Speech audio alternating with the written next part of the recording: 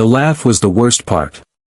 It wasn't a quick chuckle of disbelief, no, this was a deep, rolling, condescending laugh that just echoed down the quiet street. It was the kind of laugh designed to make a person shrink, to make them feel tiny and stupid. For 14-year-old Maya, it felt like a physical blow. She actually flinched as the sound washed over her. Across from her, Officer Miller was leaning against his patrol car, the very picture of smug authority. "Special Forces," he repeated, the laugh finally dying down into a wheeze. "That's a good one, kid. Real creative." He wiped a fake tear from his eye. "But you're gonna have to do better. Now, for the last time, where are your parents, really?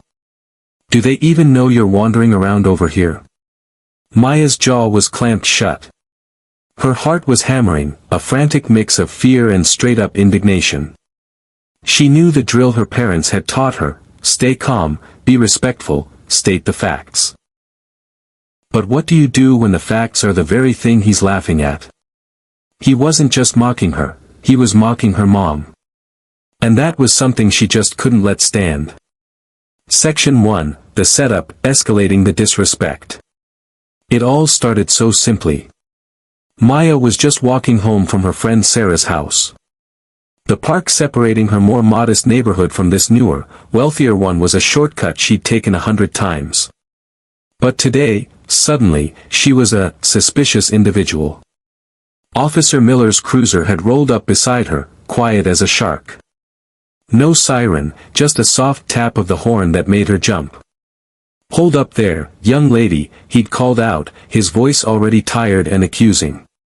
"Got a minute?" Maya stopped, her hands suddenly clammy on her backpack straps. She ran through the mental checklist her parents had drilled into her. Be polite.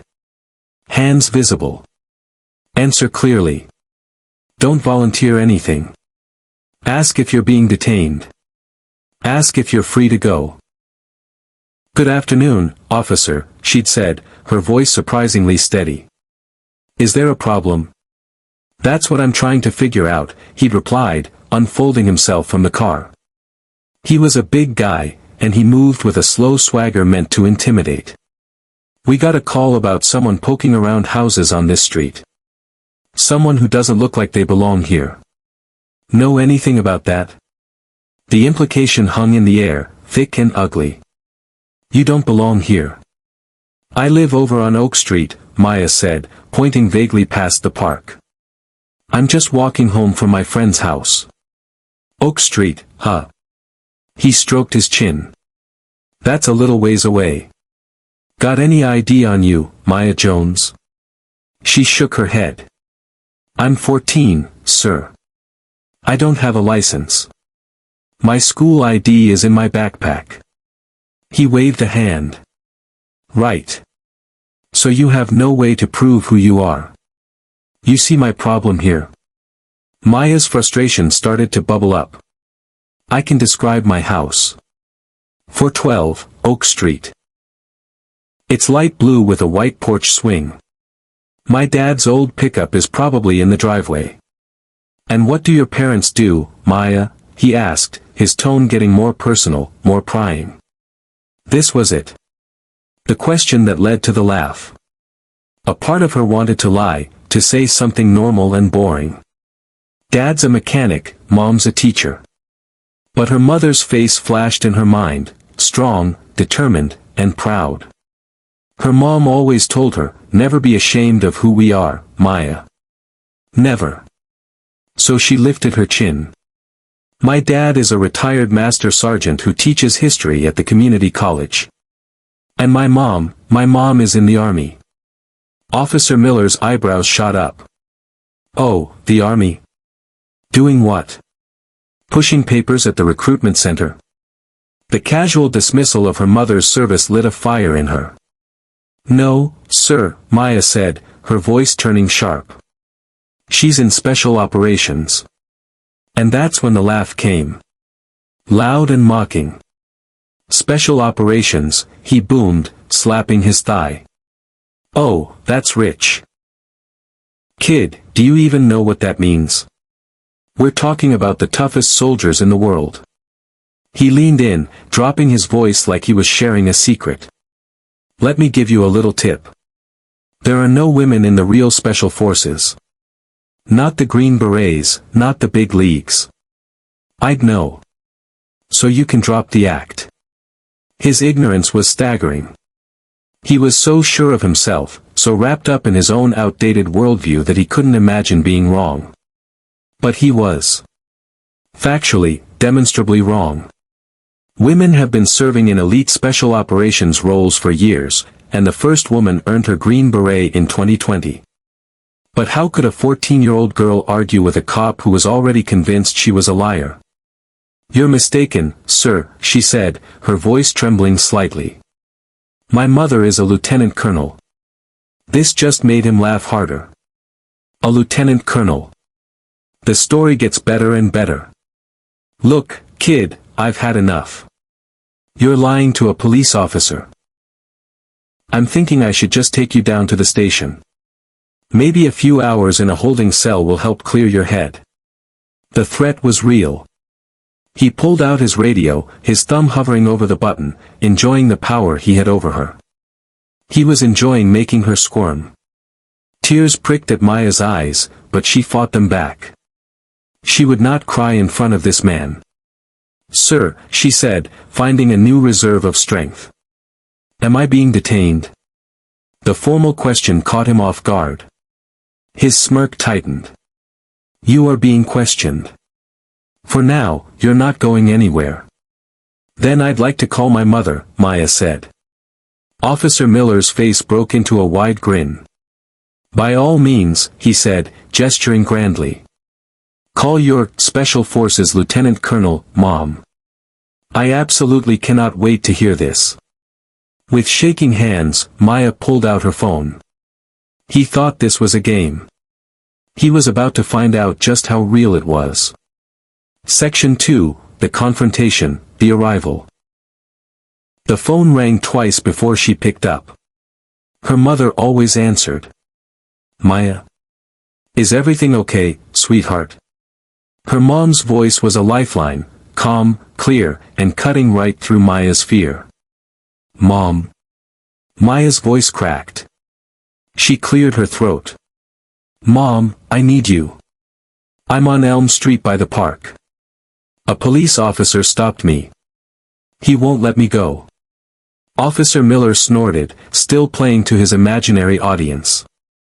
He doesn't believe me, Mom, Maya whispered, turning away from him. He's laughing at me.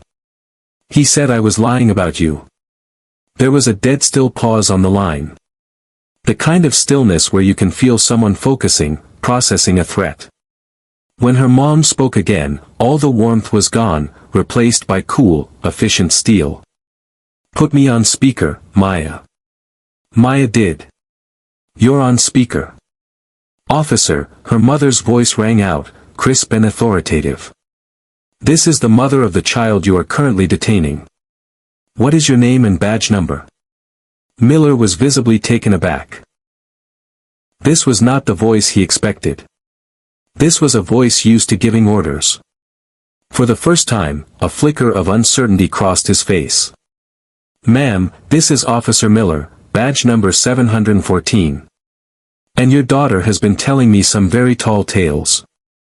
The only thing you need to figure out, Officer Miller, is why you're detaining a minor walking home in broad daylight. What was the probable cause for the stop? I received a call about a suspicious person, ma'am, he retorted. She couldn't produce ID. She started spinning some wild story about her mom being in the special forces. I see, the voice from the phone said, each word a calculated strike. I am 10 minutes away, Officer Miller. Do not take my daughter anywhere. Do not speak to her further. You and I will conclude this conversation in person. Is that understood? It wasn't a question. It was a command. Miller opened his mouth, then closed it. He looked at Maya, then at the phone, and the doubt started creeping in. Fine, he clipped out. 10 minutes. The next 10 minutes felt like an eternity. Miller paced back and forth, his swagger gone, replaced by a restless, agitated energy. He kept glancing down the street. He'd made a bet, and he was about to see the cards get turned over. Then, a quiet, dark gray sedan glided to a stop behind the patrol car. The driver's side door opened. A woman stepped out. She wasn't in uniform, just simple black pants and a gray blouse. But it was the way she held herself that commanded attention. She was a black woman, her hair in a severe, immaculate bun. Her eyes swept the scene, found Maya, and for a split second, softened with maternal concern. Then they landed on Officer Miller, and they turned to ice. This was Lieutenant Colonel Alana Jones. Alana walked straight to Maya, ignoring Miller completely, and cupped her daughter's face in her hands. "Are you all right?" she asked, her voice low and steady. "Did he touch you?" Maya just shook her head, relief flooding through her as she leaned into her mother's solid embrace. After a moment, Alana released her but kept a protective hand on her shoulder. Only then did she turn her full attention to Officer Miller. "Officer Miller," she said, her quiet voice carrying an incredible weight. "I am Lieutenant Colonel Alana Jones. You've been harassing my daughter. I want an explanation. Now." Miller was completely thrown. "Ma'am. Lieutenant Colonel, your daughter was telling me, well, she said her mom was in the Special Forces." He tried a weak chuckle, but the sound died in his throat. Alana's gaze was dissecting. "I am an officer in the United States Army. I serve under the U.S. Army Special Operations Command. My daughter told you the truth. You chose to disbelieve her, to laugh at her, and to threaten her. The question is, why?" Miller stammered, clinging to the one thing he thought he knew. "But, that's not possible. Women. They can't be in special forces." A flash of cold fire appeared in Alana's eyes. "Officer, your understanding of the military is outdated and incorrect. Let me educate you. The Green Berets, the Special Forces, are just one part of a larger organization, the U.S. Army Special Operations Command, or USASOC. Under that command are Rangers, elite aviation units, and specialists in psychological operations and civil affairs. I am a lieutenant colonel in civil affairs. We are special operations. While other units are kicking down doors, we are often the first ones in and the last ones out, engaging with locals, building alliances, and stabilizing entire regions. My work is very real. My daughter wasn't lying, she was proud. A pride you use to humiliate a child." She took a step forward. He took one back. The power dynamic had completely flipped. "Now," Alana continued, "let's get back to it. The probable cause for stopping my 14-year-old daughter, who has a right to walk down a public street without being baselessly intimidated." Miller was sweating now. There was a call, a report, of a suspicious person, a misunderstanding. A misunderstanding? Alana's voice was sharp as broken glass. Is it a misunderstanding that a black child in this neighborhood is immediately suspicious? Is it a misunderstanding that when she tells you the truth, you call her a liar and laugh in her face? It seems the only misunderstanding here is your own about the nature of your job. She held his gaze for a long moment, then pulled out her own phone. That's all right. You don't have to explain it to me. You can explain it to your superiors. I made a call on the way over to a friend who works in the county clerk's office, the one that handles public records and complaints.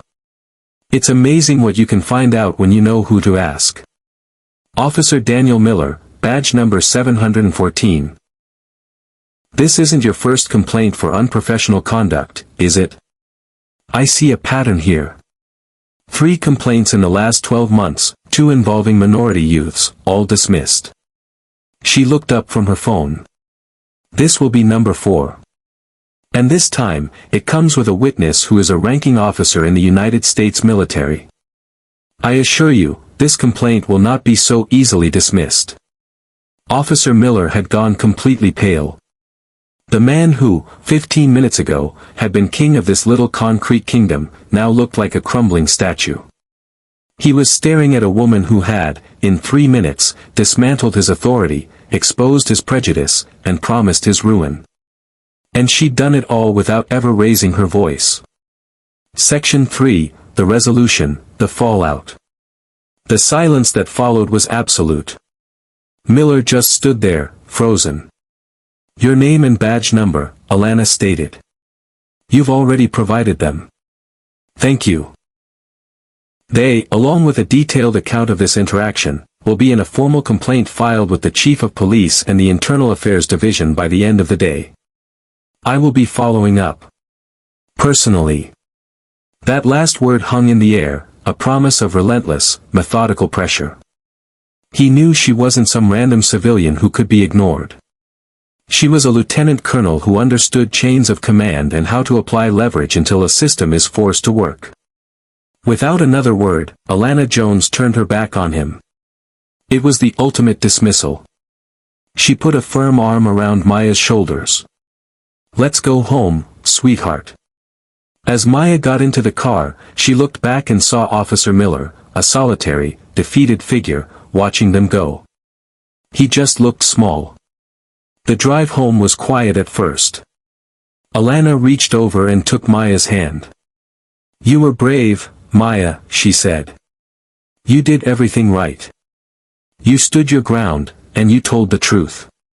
I am so proud of you."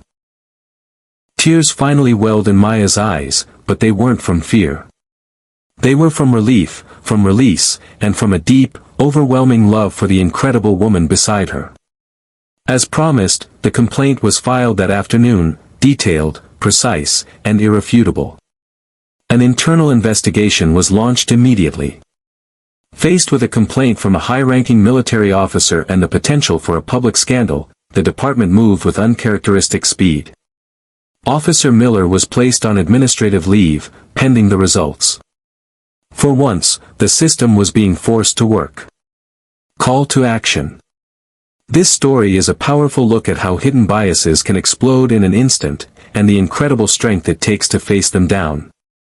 Officer Miller thought he was just messing with a kid. He had no idea he was questioning the family of a soldier whose entire career is built on navigating complex, high-stakes situations. He picked the wrong fight with the wrong family. So what do you think? What would you have done in Maya's shoes? Or her mother's? Let us know in the comments below. If you believe in standing up to injustice, make sure to subscribe and ring the bell for more stories that highlight the courage of everyday people in extraordinary moments. Conclusion. In the end, this isn't just about a cop getting his comeuppance. It's about the fierce, protective love of a mother and a daughter's unwavering pride in her parent. It's about the quiet, unshakable dignity of those who serve our country in ways many people don't even understand. Lieutenant Colonel Alana Jones didn't need to shout. Her power didn't just come from her rank, it came from her character, her integrity, and her absolute certainty in the truth. She wasn't just defending her daughter from a bully with a badge. She was defending the honor of her uniform and the simple right of her child to walk home in peace. The encounter on Elm Street is a potent lesson. Real strength isn't found in a uniform or a position of authority. It's found in the courage to speak truth to power, especially when that power is twisted by arrogance and ignorance. It's the quiet strength that protects families and, ever so slightly, bends the arc of the universe toward justice.